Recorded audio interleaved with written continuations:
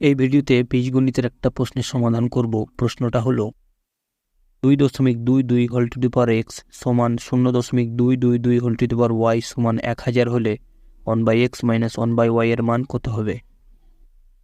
এই প্রশ্নটা লগারিদম ছাড়াই সমাধান করব, তোমরা পুরো ভিডিওটা দেখতে থাকো।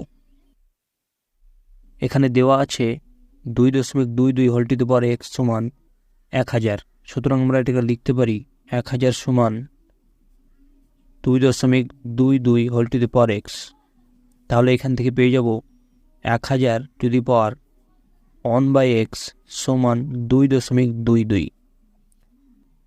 আবার দেওয়া আছে 0.222 whole to the power y সমান 1000, সুতরাং এটাকে লিখতে পারি 1000 সমান 0.222 whole to the power Y.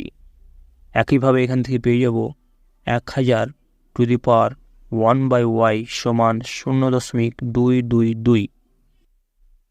এবার এই সমীকরণটাকে এই সমীকরণ দিয়ে ভাগ করলে আমরা পেয়ে যাব 1000 to the power 1/x by 1000 to the power 1/y সমান 2.22 বাই 0.222। এবার এটা সূচকীয় নিম্নানুসারে হয়ে যাবে 1000 to the power 1/x minus 1/y সমান, এটা ভাগ করলে হবে 10।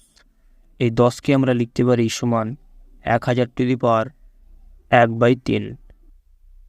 তাহলে এখান থেকে আমরা পেয়ে যাচ্ছি 1/x মাইনাস 1/y সমান 1/3।